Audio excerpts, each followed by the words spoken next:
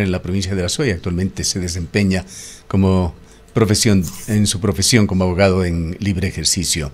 Doctor Arias, hemos hecho relación a Mayra Salazar porque es realmente un caso sui generis, una verdadera aberración de la justicia.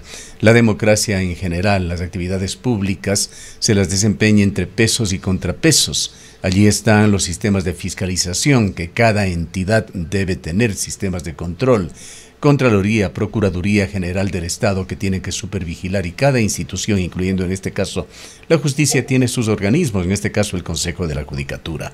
¿Qué pasó con la justicia ecuatoriana? ¿Cómo se llegó a una situación tan extrema a nivel del país, pero realmente exacerbada en la Corte de Justicia de la provincia del Guayas? Buenos días, querido Gustavo. Un saludo cordial a los seguidores de Antena 1. Bueno, este es un proceso que ha venido de tumbo en tumbo, si cabe el término, demostrando la importancia de defender la independencia judicial. Hace muchísimos años, cuando un grupo de jueces en el país tomamos la iniciativa de configurar un organismo que tenga precisamente esta finalidad de defensa de la Constitución y los principios básicos, de convertirnos como jueces en un verdadero contrapeso del ejercicio del poder político, tuvimos la posibilidad de tomar contacto con jueces europeos, con la red denominada MEDEL, y ahí pudimos articular, diríamos, algunas alternativas basadas en la independencia judicial. El peligro que veíamos nosotros, precisamente con el advenimiento de nuevos movimientos políticos que tomaban la justicia como la herramienta suya del ejercicio del poder público, era muy preocupante. Pasamos más allá de rodear los tanques con tanques de guerra, la Corte Suprema de Justicia, o a la noche de los manteles, en donde se designaron entre gallos de medianoche a los jueces de la Corte Nacional. Pasamos a la metida de la mano en la justicia con la anuencia de la población a través de una consulta popular dirigida por quien tenía en ese momento la mayor aceptación en el país. Y esa metida de la mano en la justicia demostró que efectivamente el poder político, cuando se apropia de la justicia, entonces los jueces ya no cumplen este rol, como usted señalaba, de contrapeso con el ejercicio del poder público. Siempre se habló de la importancia y la necesidad de que los jueces tienen que ser esa figura que representa el ejercicio de la democracia. Cuando se emitió la nueva Constitución en el 2008, la preocupación que teníamos los que conformábamos los jueces por la democracia, afiliados de la red MEDEL de jueces europeos, era de que los principios que consagraba la Constitución podrían quedar solamente en la mera declaratoria si es que por parte del Estado no se ofrecía la suficiente garantía para que esos principios tengan la eficacia suficiente. Y hoy lo estamos viendo. La independencia judicial quedó solamente en un mero enunciado, porque tuvimos nosotros la experiencia de esa metida de la mano en la justicia que se convertía en la supervisión de los jueces. Era el poder político el que dirigía la administración de justicia. Recordemos solamente un caso muy emblemático, el caso de Giovanni López Tello, que fue juzgado en su condición de muerte culposa por un accidente de tránsito. Pero quien dirigió, quien orquestó un nuevo enjuiciamiento fue el entonces ministro del Interior, José Serrano, el poder político que dijo, ¿qué es lo que han hecho estos jueces? Atención, aquí hay un femicidio, y claro, él lo calificó de femicidio y pidió al Consejo de la Judicatura que destituya a los jueces que dictaron la sentencia de accidente de tránsito y muerte culposa, y volvieron a juzgarle por el delito de femicidio, y hoy está guardando prisión como autor de un delito de femicidio sin haber causado la muerte de quien fue su pareja. Cosas de esta naturaleza hemos tenido. ¿Qué pasó con el 30S? El 30S era nada más y nada menos que la manifestación soberana del omnímodo soberano que imponía a su voluntad y a capricho qué personas debían ser procesadas y qué personas debían ser privadas de la libertad. Recordemos que en su momento, cuando ejercía yo mis funciones como juez de garantías penales, denuncié que vino la orden desde arriba para que encarcele a un general de la República, a un general de la policía, que estaría, según el criterio de este omnímodo soberano, estaría involucrado en el movimiento de la policía aquí en la ciudad de Cuenca. Situaciones de esta naturaleza eran absolutamente intolerantes para quien por lo menos tenía la decencia de mantener los principios y precautelar el ejercicio de la democracia soberana a través del cumplimiento de este contrapeso del ejercicio del poder.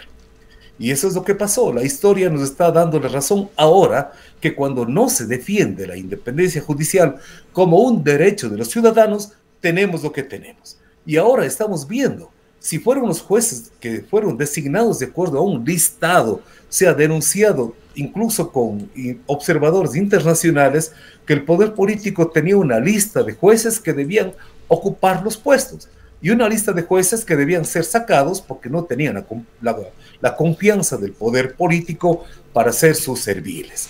Y hoy estamos viendo si el Consejo de la Judicatura designa a jueces a dedo, quienes fueron elegidos de esa manera, obviamente que tienen que responder a esos intereses. Y más grave todavía, cuando compraron esos puestos. Y se ha denunciado también que fiscales y jueces compraron sus puestos a miembros del Consejo de la Judicatura. La situación es tan escandalosa, doctor Arias, y hay que leer realmente, en momentos darse tiempo para leer todos estos testimonios que van surgiendo de lo que pasaba en la Corte de Justicia del Guayas. Fabiola Gallardo, su expresidenta, hoy también investigada, tomaba las atribuciones de restituir a jueces que habían sido suspendidos por casos flagrantes, gravísimos por el Consejo de la Judicatura. Ella les traía nuevamente a su redil de jueces y de operadores controlados, con quienes se decidía con unas tarifas establecidas desde la suspensión de una sesión judicial, de una comparecencia, hasta se llegaba a influir en las sentencias que emitían. ¿Qué pasó allí con el Consejo de la Judicatura? ¿Qué pasó con los controles en la justicia? Pero mi querido Gustavo, si el Consejo de la Judicatura estaba dirigido por quienes tenían participación directa en este proceso de criminalidad organizada, ¿qué podemos esperar del control? No puede haber un organismo de control. Si las cabezas están involucradas en la delincuencia organizada, ellos no pueden entonces a sus subalternos, que son los que les están dando su dinero o sus prebendas, no pueden controlarlos. A manera de anécdota, he señalado alguna ocasión en la ciudad de Guayaquil, cuando ejercía como abogado, escuché el diálogo sin querer entre dos fiscales recién posesionados por el Consejo de la Judicatura. Y el uno le preguntaba al otro, ¿y cómo te está yendo? Y él decía, oye, creo que yo en esta semana termino de pagar lo que tuve que hacer para llegar al cargo. Entonces, ahora vemos si fiscales de esta naturaleza, jueces de esta naturaleza, obedecen a esa vertiente de designación. ¿Qué podemos esperar, querido Gustavo? Ya, volvemos al tema de los pesos y contrapesos de un sistema democrático. ¿A quién le tocaría controlar estas irregularidades en la justicia, si es que se dan o se daban? Esperemos que no vuelvan a darse en el Consejo de la Judicatura y en la Corte Nacional de Justicia. ¿A quién le tocaba actuar? Yo creo que es importante que la ciudadanía tenga presente que existe una institucionalidad que debe ser respetada. La división de poderes, no solamente desde Montesquieu, entender que el Ejecutivo y el Legislativo y el Judicial son instituciones autónomas y forman parte de una misma estructura de la arquitectura democrática de un Estado. No. Hay que entender que la ciudadanía tiene un rol preponderante en esta situación. ¿A quién le correspondería entonces, en definitiva?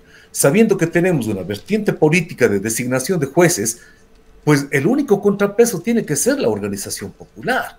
Tiene que ser la movilización popular, tiene que ser esa alerta que viene desde la población, y esa alerta tiene que ser canalizada adecuadamente a través de denuncias organizadas, estructuradas, fundamentadas, lo que en su momento hizo Fernando Villavicencio, un llanero solitario, perdónenme la expresión, un llanero solitario, un adalid, el único que luchaba en contra de esos mecanismos de corrupción, pero nadie la escuchó. Ahora, ¿qué se puede hacer en forma práctica, doctor Arias, en este concurso de jueces que se está iniciando ya para llenar vacantes del 50% en la Corte Nacional de Justicia de 60-70% en la Corte Provincial de El Guayas, para que no vuelva a repetirse la situación, esa historia que parece de la hidra de 7 cabezas, en donde están listos cantidades de jueces con las peores intenciones para asumir las vacantes. ¿Qué se puede hacer absorbiendo las lecciones del caso Purga, del caso Metástasis,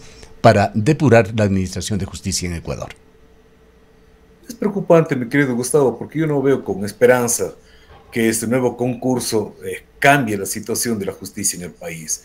Y lo digo así porque no hemos visto la voluntad del poder político, no hemos visto la movilización popular para indignarse ante esta revelación que está haciendo la Fiscalía en la investigación de los casos Metástasis y Purga. Deberíamos realmente, perdónenme la expresión, pero deberíamos reaccionar como un trueno, exigir que esta institucionalidad responda a los principios constitucionales. Hemos visto un silencio, no sé, realmente absurdo de parte de la academia. La academia no ha dicho absolutamente nada. Los gremios, unos pocos, empiezan a reaccionar, los colegios de abogados que comienzan medio a cuestionar la situación, pero no existe esta reacción generalizada de la población.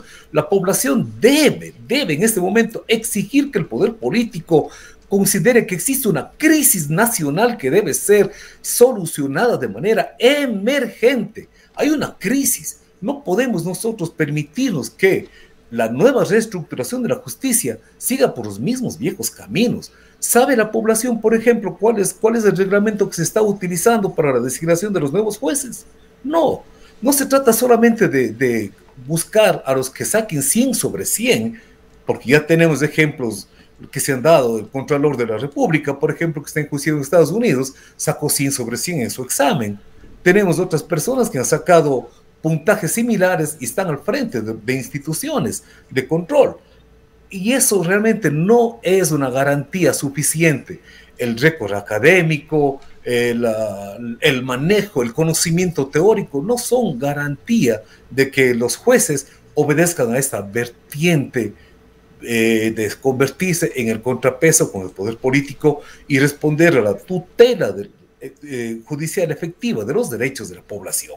Yo creo que es importante que se siente un diálogo con todas las instituciones a nivel nacional, con la población, con los movimientos sociales, y que se ponga un consenso para crear mecanismos para la designación de los nuevos jueces que nos van a guiar. El problema, mi querido Gustavo, es que pasamos de la anomia, pasamos al Estado fallido y pasamos ahora prácticamente a esta crisis de la justicia que afecta gravemente a la seguridad jurídica. Nadie cree en la justicia, nadie cree en la institucionalidad. Por eso es momento de reaccionar. Habíamos pensado que la voluntad soberana del pueblo debía imponerse a través de manifestaciones como una consulta popular, por ejemplo. ¿En qué ha quedado? Si estamos, por ejemplo, en el tema de la minería, estamos enfrentando una militarización de una voluntad política para salirse con las suyas, para convertir al país en un país extractivista a pretexto de que necesitamos recursos. Está por confirmarse, pero allí se decía en informaciones que fluían desde esta zona de Cotopaxi que se había detenido a decenas de campesinos y de gente que protestaba y se les acusaba ante la justicia de terrorismo. Es lo que decíamos en algunas intervenciones anteriores, mi querido Gustavo, cuando se alertaba sobre la militarización de nuestro país. Advertíamos precisamente que el enemigo interno por el momento son los terroristas de las organizaciones narcodelictivas, por el momento. Pero ahora, este marco de discrecionalidad para calificar de terroristas, estamos viendo cómo se está aplicando para criminalizar a los defensores de la naturaleza, a los defensores del agua, a los defensores de su autonomía, de su soberanía, a los defensores de los principios constitucionales. La consulta es un derecho constitucional, no puede imponerse como una voluntad omnímoda del poder político. Y ahí viene el peligro, porque estamos enfrentando quizás un nuevo paradigma democrático. Ya no es la voluntad del pueblo la que se impone, es más bien ahora, a pretexto de la inseguridad, la militarización de los países. Qué paradójico, mi querido Gustavo, después de los años 70 y 80, en donde vivimos prácticamente una situación grave en cuanto a deterioro de los derechos fundamentales, los crímenes del Estado contra jóvenes que se convirtieron en un momento el enemigo interno del Estado, sean ahora nuevamente quienes diriman ahora los conflictos internos a pretexto de conflicto armado interno. Claro, son los riesgos ante esta situación tan caótica de la justicia, son los riesgos que se corren, se empiezan a generar reacciones primarias en la población que ven con buenos ojos incluso los abusos. No olvidemos cuántos comentarios se daban en redes sociales en el sentido de que estaba bien esto de las masacres carcelarias, que se les acabe a todos, cosas realmente monstruosas que se han dicho. En todo caso, estas reacciones primarias pasan por otros temas como justificar cualquier acción del ejército, de la policía, con palo de ciego, en la posición del fin justifica los medios. Nos preguntamos, por ejemplo, en qué han quedado las regulaciones con respecto a la presunción de inocencia aquí en Ecuador, violada hoy diariamente, o esa tolerancia que existe con carteles en cada barrio de Cuenca, en los que se hace apología de la comisión de delitos con esos mensajes que dicen frases como ladrón cogido, ladrón linchado y otros parecidos. Usted ha utilizado una expresión bastante especial al calificar de monstruosa, y creo que esa es la calificación que debe darse. Decimos monstruoso, por ejemplo, un palo utilizado por los militares con una etiqueta de derechos humanos para golpear a quienes consideran el enemigo interno, el terrorista de ocasión. Y es monstruoso también que se generalice de esta manera la reacción de la población, que por un momento esperábamos con cierta esperanza, diríamos así, que la movilización de las organizaciones, de los barrios, de las comunidades, pudiera servir como un contrapeso y como un control a la hora delincuencial. Pero está bien convertirse en criminales para combatir un delito. Matar a alguien que sea tomado flagrancia delictiva, robando, digamos, un cilindro de gas, se justificará que se le linche y se le mate por un cilindro de gas. ¿A qué volvemos? Volvemos al mismo ejercicio del poder, a aplaudir con cualquier pretexto. En este momento, el mismo palo que dice derechos humanos que se utilizaba en contra de los terroristas que eran miembros de las organizaciones delincuenciales, ahora este mismo palo está siendo utilizado en contra de activistas sociales, en contra de indígenas y campesinos, que el único delito que cometen es defender la Constitución, defender la naturaleza, defender el derecho a contar con su participación activa y directa en la consulta previa. No es posible, mi querido Gustavo, que pese a que existen sentencias en firme, recién hemos tenido la respuesta de la Corte Constitucional que deja sin efecto un recurso extraordinario de protección impulsado por las cámaras de la minería en contra de una sentencia que protege a la población de la ciudad de Cuenca, que impide la explotación minera. De nada sirve porque el presidente de la República no está respetando esta manifestación soberana. Y nos distrae ¿con qué? Nos distrae con consultas populares inicuas, absurdas, que no tienen sentido, no tienen razón alguna. Pedir una consulta para que el pueblo diga si es necesario o no aumentar las penas, es lo que ya está haciendo, es lo que la legislatura tiene que hacerlo. El Consejo de la Judicatura, en su momento, lo único que tiene que hacer es promover un concurso ¿de acuerdo a qué? De acuerdo a la necesidad de reestructurar la justicia. La legislatura tiene que hacer ¿qué? Dotar a esos nuevos jueces de herramientas que sean indispensables para el ejercicio de su judicatura. Pero cuando se empiezan a romper estas credibilidades, cuando se empieza a romper la institucionalidad con el pretexto de combatir la inseguridad, estamos viendo que lo único que se busca es imponer a sangre y fuego la voluntad omnímoda de un sector del Estado, de un sector de la población que lo único que busca es fortalecer sus intereses políticos y sus intereses económicos. No de otra manera se explica, mi querido Gustavo, que no se haya dado una sola guía, un solo paso direccionado a combatir la inseguridad desde el punto de vista estructural, a mejorar la situación de la pobreza, a impedir la migración, la salida masiva de los ecuatorianos, porque no existen alternativas en el país. ¿Qué se ha hecho al respecto? Nada. Subirnos el IVA, aumentarnos aún más la gravedad de la sola supervivencia en el país. Este rato la supervivencia es la palabra. No solamente la crisis económica, no solamente el tema de la inseguridad jurídica o la inseguridad por la delincuencia organizada, sino ahora la inseguridad de quienes nos gobiernan, porque no sabemos qué es lo que van a hacer con nosotros. La voluntad del pueblo ya no funciona, ya no existe, ya no estamos frente a esa designación de la democracia. La democracia es el poder del pueblo, pero ya no es así, porque estamos ante un nuevo paradigma. ¿Cómo se ejerce la democracia? Con el poder político que controla ¿a quién?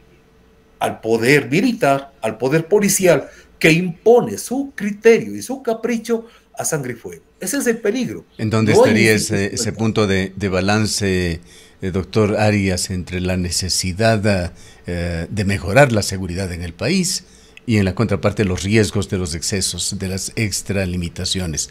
¿Cómo hacemos entonces, nos escribe un oyente, cómo salir de esta encrucijada? Yo creo que hay que volver primero los ojos a la raíz de la democracia. La democracia se basa fundamentalmente en la defensa de los derechos fundamentales. Si hemos puesto en la Constitución derechos de la naturaleza, esos derechos deben respetarse.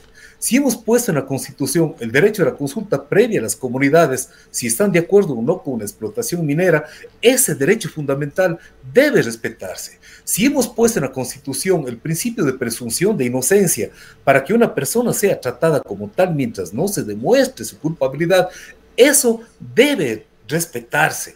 Si hemos puesto en la Constitución la independencia judicial interna y externa, ese principio debe ser respetado.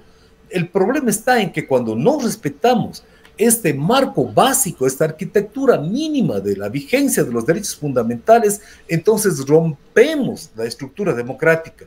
No olvidemos, nunca me cansaré de decir que, según Luigi Ferrajoli, la única razón de la existencia del convivir democrático está en el respeto de los derechos fundamentales. Solamente pensemos un poquito. Ahora, toda la movilización de las fuerzas del Estado, militares y policías, está enfocada a erradicar el terrorismo que crea la inseguridad en el país. De acuerdo, la ciudadanía lo aplaude. Pero ya estamos viendo ahora cómo esos tentáculos se extienden peligrosamente a calificar al enemigo interno también, a aquel defensor de la naturaleza, al defensor del agua. Ahí está el peligro, ahí está precisamente el equilibrio, el punto de quiebre. No podemos nosotros permitir que esta arquitectura básica se reestructure solamente a criterio del poder político. No. La estructura básica constitucional tiene que mantenerse porque es la vigencia del mismo ser humano. Los derechos humanos permiten la existencia del ser humano, no de la delincuencia, no del poder político. Cuando aquel que se jacta de utilizar un palo con la lectura de derechos humanos está rompiendo esta arquitectura institucional, está rompiendo esta existencia, esta coexistencia de los seres humanos como tales. Pensemos un poco, nunca se puede justificar que el Estado cometa delitos para reprimir delitos, que la población cometa delitos para reprimir delitos, que se imponga la militarización para calificar de terroristas a aquellos que solamente luchan por la defensa de nuestros derechos. Muchas gracias. Muchas gracias, doctor Arias, por habernos acompañado y por estas reflexiones con respecto a estos riesgos contemporáneos. A la orden, Gustavo. Un gusto. Doctor Miguel Arias fue juez de lo penal. Son las 8:31. En mi futuro, me veo finalizando el máster que siempre quise,